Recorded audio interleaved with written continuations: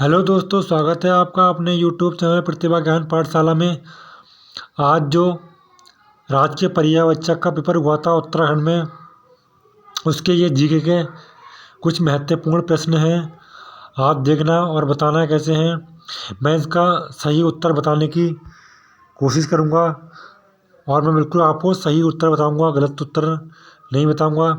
आप देख के बताना ये कैसे प्रश्न आए थे, उसी के अकॉर्डिंग आपके आने वाले पेपर आने वाला है, क्योंकि इसके जीके के प्रश्न ठीक ठाक ही थे। आप देखना और बताना। जीके का पहला प्रश्न ये आया था, मंगल पांडे किस रेजिमेंट के सिपाही थे? तो किस रेजिमेंट के सिपाही थे मंगल पांडे? 34वीं बंगाल नेटिव इन्फेंट्री। ठीक है। अगला प्रश्न था, योजना आयोग को नीति आयोग द्वारा निम्न में से किस वर्ष प्रतिस्थापित किया गया था? तो 1 जनवरी 2015 में। डेट नहीं पूरी डेट नहीं पूछी है, खाली ईयर पूछा है, 2015 में है। ठीक है। एक अगला प्रश्न आया था हमारा, स्थानीय स्वशासन की संस्थाओं को निम्न में से किस वर्ष संवैधानिक दर्जा प्रदान किया गया था? तो 1993 में दिया गया था। ठीक है। अगला प्रश्न है हमारा, निम्न में से कौन सा बजट को तैयार करने और उसको संसद में प्रस्तुत करने के लिए उत्तरदायी संस्था कौन सी है? उत्तर नंबर सी सटीक उत्तर हो जाएगा, बिल्कुल राइट उत्तर है। क्या है उत्तर नंबर सी, बिल्कुल सही उत्तर है, वित्तीय सेवाओं का विभाग। अगला प्रश्न आया था हमारा, प्रायद्वीप भारत की सबसे लंबी नदी कौन सी है? तो प्रायद्वीप भारत की सबसे लंबी नदी कौन सी है? यह है गोदावरी। कौन सी? गोदावरी है, बिल्कुल सही उत्तर है। अगला प्रश्न है, 2001 से 2011 की अवधि के दौरान निम्नलिखित में से किस राज्य में अधिकतम जनसंख्या वृद्धि दर्ज की गई थी? तो कहाँ की गई थी? बिहार में, बिल्कुल सही उत्तर हो जाएगा, बिहार। अगला प्रश्न आया था, एशियन एथलेटिक्स चैंपियन 2023 में निम्न में से किस देश ने पदक तालिका में सर्वोच्च स्थान प्राप्त किया है? तो किसने किया है? जापान ने किया है। जो भी मैंने आपको करंट अफेयर्स हल कराई थी, उसके ये महत्वपूर्ण प्रश्न आए हुए हैं करंट में। देखिए, ये प्रश्न आपको जो मेरी करंट अफेयर्स वीडियो में प्लेलिस्ट में जाकर देखना, ये आपको वहीं मिल जाएगा। ठीक है। ये प्रश्न सारे जो करंट के आए हुए हैं, ये वहीं पे मिल जाएंगे आपको करंट अफेयर्स के। उसमें आप जाकर देखना प्लेलिस्ट में, आपको ये क्वेश्चन वहीं से देखने को मिलेंगे डिक्टो। चलिए, अगला प्रश्न आया था, विश्व प्रेस स्वतंत्रता सूचकांक 2023 में भारत निम्न में से किस क्रमांक पर है? तो किस क्रमांक पर है? आप मुझे इसका क्वेश्चन कमेंट बॉक्स में बताना, किस पे है? 150 में, 52 पे, 161वां है, 72वां है, आप बताना। ठीक है। अगला प्रश्न हमारा था, EWS आर्थिक रूप से कमजोर वर्ग आरक्षण के लिए भारतीय संविधान के निम्न में से किस अनुच्छेद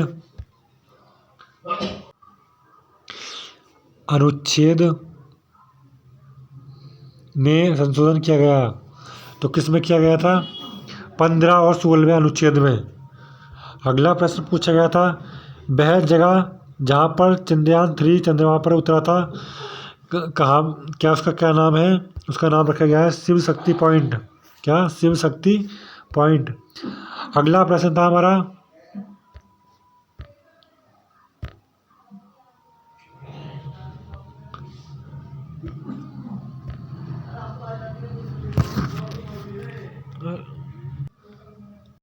रामायण एवं महाभारत काल में उत्तराखंड क्षेत्र को किस नाम से जाना जाता था?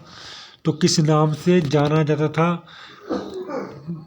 देवभूमि नाम से। किसे? देवभूमि नाम से जाना जाता था। अगला प्रश्न था हमारा, निम्नलिखित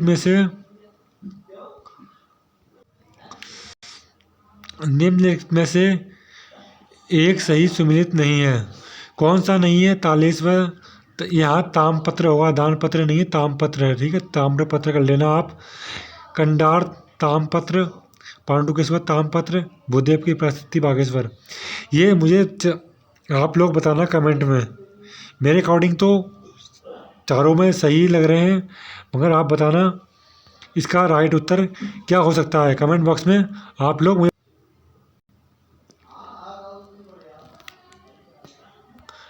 अगला प्रश्न है हमारा जो आया था, जागड़ा पर्व किस जनजाति से संबंधित है?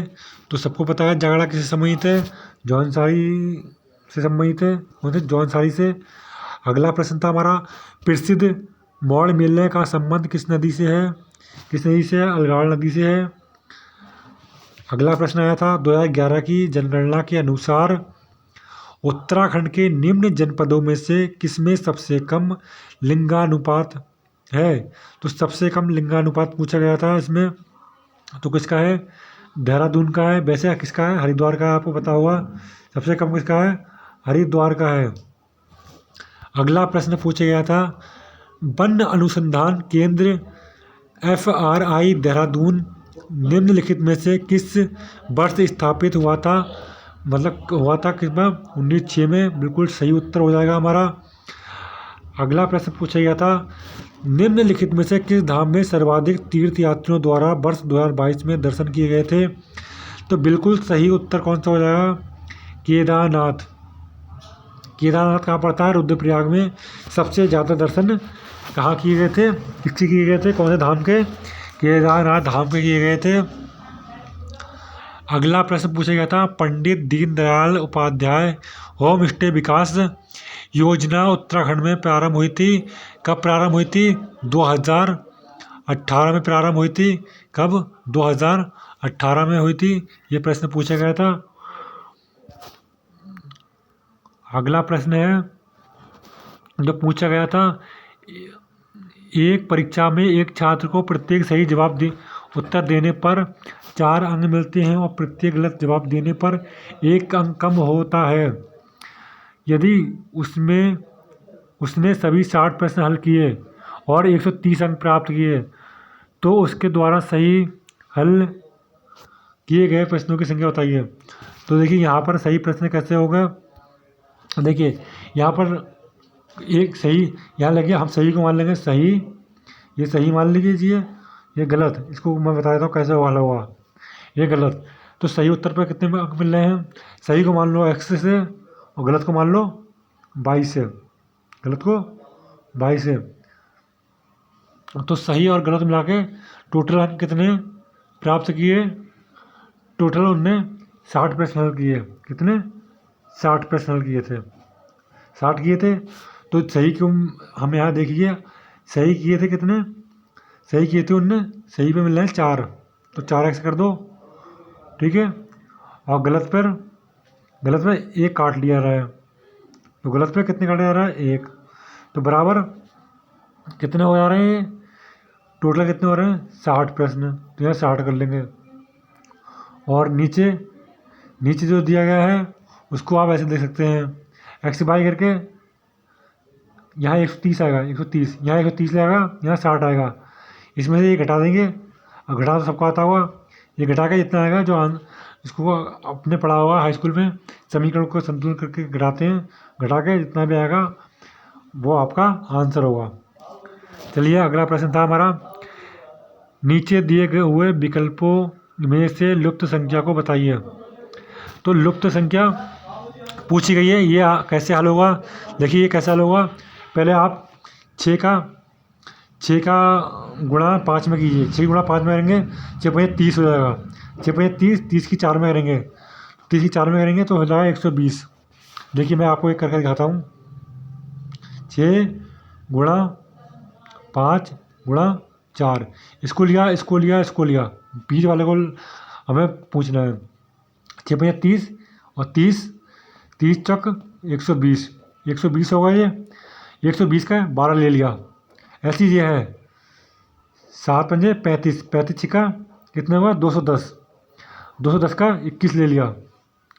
फिर ऐसे ही होगा, और 10 8 80, 80 80 160 160 320, 320 का यहाँ 32 आएगा, ठीक है।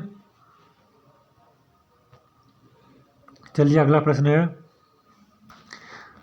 ये ऐसे हल होगा, बहुत ऐसी बढ़िया प्रश्न थे रीजनिंग के। तो देखिए अगला प्रश्न आया था, पूछा गया था हमसे, स्फिगोमीटर यंत्र का उपयोग निम्न को मापने में होता है। किसको मापने में होता है? स्फिगोमीटर का,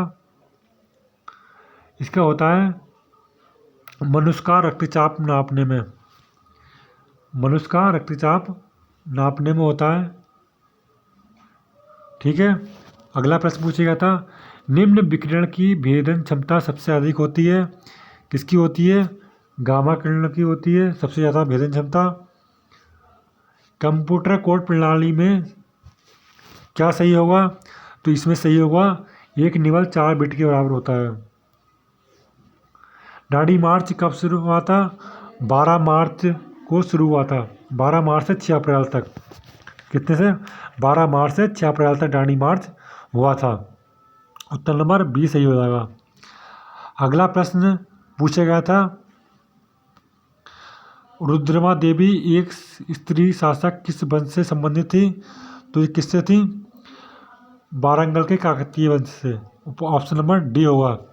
ये जो ये प्रश्न थे जीएस के, ये तो काफ़ी अच्छे थे, बढ़िया थे, ज़्यादा हार्ड नहीं थे, इजी थे। और रीजनिंग भी, ये एक जनरल नॉलेज के जो सामान्य स्टडी के प्रश्न थे वो है जीके के प्रश्न। बाकी जो सब्जेक्टिव प्रश्न हैं और बायोलॉजी के प्रश्न हैं और मैथ्स के, वो आपको मैं अभी नहीं कराऊंगा। जब मैं हल कर लूँगा उनको तब आपको मैं हल कराऊंगा। ठीक है।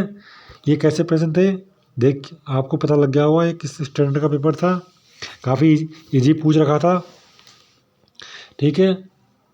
ये ऐसे अगला जो आगने वाला पेपर है उसमें भी उसके अकॉर्डिंग आप देख के चलना, बढ़िया का देखना। उत्तराखंड पर प्लेलिस्ट बनी हुई है, उत्तराखंड की भी बनी हुई है और करंट अफेयर्स की भी है। यदि आप उन करंट अफेयर्स को और उत्तराखंड के प्रश्न को देखते हैं तो आपकी परीक्षा में काफ़ी सहायता होने वाली है। आप उसको देख के जाना। जय हिंद।